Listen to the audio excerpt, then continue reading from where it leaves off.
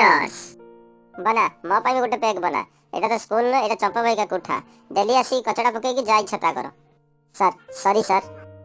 चुप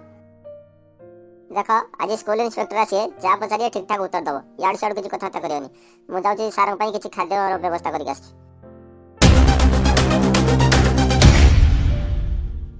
good morning sir very good morning अच्छा कहलो तुम क्लास रे सबठो चालाक के चतुर के हां सर आम क्लास रे मु सबठो चतुर चुप कर सर मु आम क्लास रे सबठो चतुर मो ना होची चतुर्भुज सिंह अच्छा ठीक अछि कहलो जमुना नदी कौठर बाहरची सर जमुना नदी माटी रो बाहरची नहीं नक्शा रे कह कौठ बाहरची सर नक्शा केमति बाहरियो नक्शा तो उदा चली जो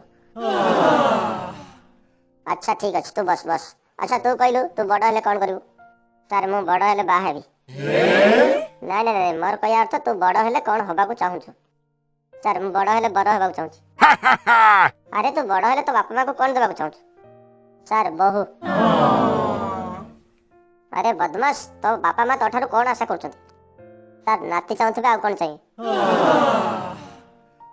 तर भविष्य तर लक्ष्य कोन तो सर आमे दोई आमर दोई बेसी विरक्त कोटी जांचर पेंट खुली बाड़ाई सर भूल तो मोर आपण काई पेंट खुले सर गुड मॉर्निंग सर अच्छा तमे के सर मु एक क्लास टीचर अच्छा तमे को पढाउछ ना कोन करछ डिसिप्लिन वाली गुटे शब्द एंक पाखर अछि कि नै एमान सेटा जानि छथि कि नै सर एमान के सिलेबस पूरा कंप्लीट हे जाय एमान सब जानि छथि आपण जहां पचारे से सीधा उत्तर दे पारे हो ठीक अछि मु एबे शेष प्रश्न पचाउछ अच्छा कहलो शिव को धनु के भांगिथिले सर मु जान नै एमान समस्त सब बेले मोनार मिछ कहती मु किंतु देखि नै सर अच्छा तमे कहलो सर मु कि जान नै सर मु काली स्कूल आस नथि अच्छा ये कोन केई तो आंसर दे पनथि तमे कोन पढौछ सर छोटो छुआ भांगी दे जंती देखंतु ना मु आपन कथा बुझी देबी छाड़ दियंतु हे भगवान एटा स्कूल ना चिड़ियाखाना मु एबे शिक्षा मंत्री को कॉल लगौछ हेलो सर मु स्कूल इंस्पेक्टर हठात सिंह कहथले सर ये अलसा स्कूल पिलावन को जणा नै जे शिव को धनु के भांगी ठीक अछि गोटा मिनिट रो